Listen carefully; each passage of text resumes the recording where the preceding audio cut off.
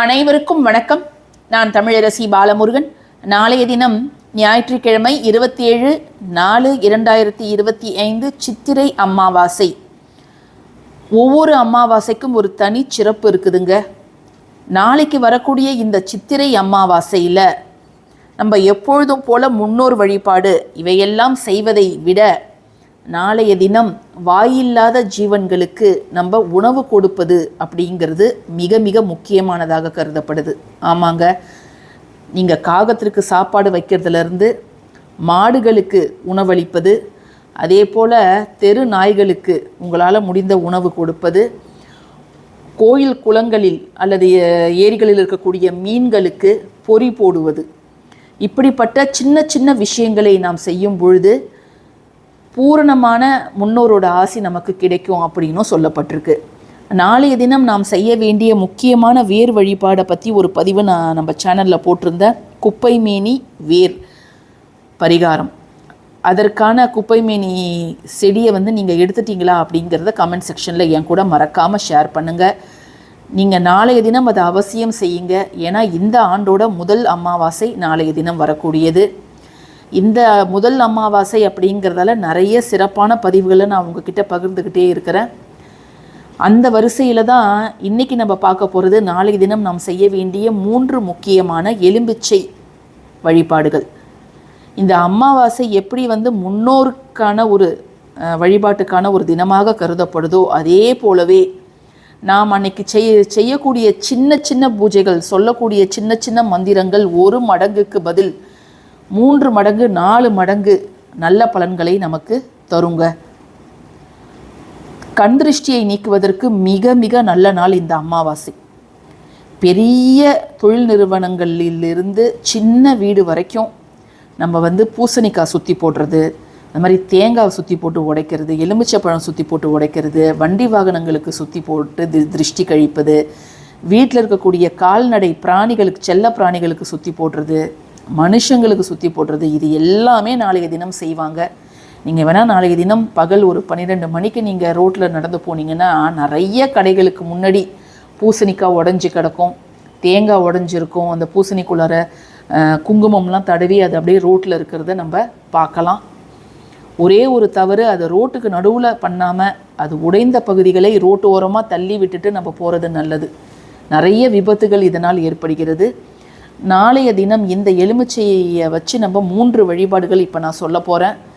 நீங்கள் 1 செய்தாலும் செய்யலாம், அல்லது 3ஐயுமே நான் செய்யலாமா அப்படின்னு கேட்டிங்கனாலும் நீங்கள் செய்யலாம்.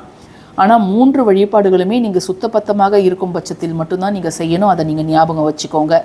ஏன்னா எலுமிச்சை அப்படிங்கிறது ராஜகனி அப்படின்னு சொல்லுவோம், தெய்வக்கனி அப்படின்னு சொல்லுவாங்க.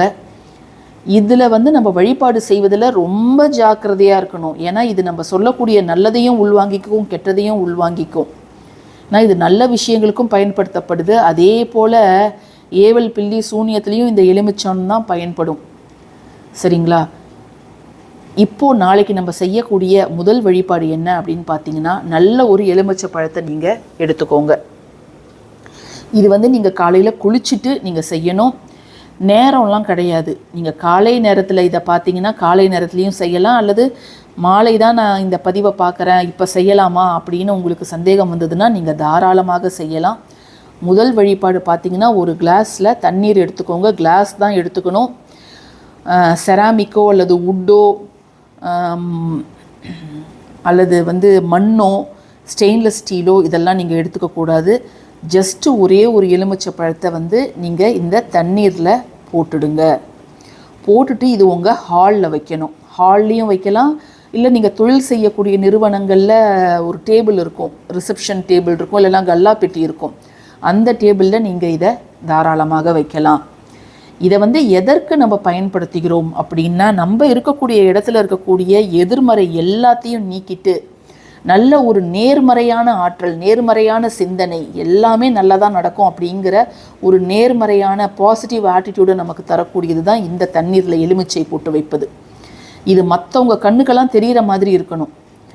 இதை யார் ஒருத்தவங்க வெளியால் நம்ம வீட்டுக்கு வரவங்க பார்க்குறாங்களோ அல்லது தொழில் செய்யக்கூடிய நிறுவனங்களில் இதை பார்க்குறாங்களோ அவங்க மனசில் இருக்கக்கூடிய கெட்ட சக்தியை இது அறவே நீக்கிடும். இப்படி வச்ச எலுமிச்சை பழத்தை எத்தனை நாளைக்கு அப்புறம் நம்ம மாற்றணும்? ஒற்றைப்படை எண்ணிக்கை நாட்கள், 3 நாள், 5 நாள், 7 நாள், 9 நாள், இப்படி வகையில் நம்ம கணக்கு வச்சுக்கிட்டு இதை நம்ம மாற்றிடலாம். இந்த எலுமிச்சையை நம்ம பயன்படுத்தக்கூடாது, தூக்கி போட்டுடணும். சில பேர் காலில் வச்சு அதை வந்து மிதித்து அதை வந்து உரு தெரியாமல் பீஸாக ஆக்கி தூக்கி போட்டுடுவாங்க. நீங்கள் எந்த வகையெல்லாம் கூட நீங்கள் பயன்படுத்தலாம். உங்கள் வீட்டு ஹாலில் ஏதாவது ஒரு சேஃபான இடம், ஆனால் மற்றவர்கள் கண்களுக்கு தெரியக்கூடிய ஒரு இடத்துல நீங்கள் வைப்பது அப்படிங்கிறது நல்லது. இரண்டாவது எலுமிச்சை வழிபாடு என்ன அப்படின்னு பார்த்தீங்கன்னா, நல்ல ஒரு புள்ளி இல்லாத எலுமிச்சையை எடுத்துக்கோங்க. இதுவும் நீங்கள் எப்போ வேணாலும் செய்யலாங்க. நீங்கள் இந்த நேரத்தில் தான் செய்யணும், அந்த நேரத்தில் தான் செய்யணும் அப்படின்னு எந்த ஒரு கட்டுப்பாடுகளோ விதிகளோ கிடையாது.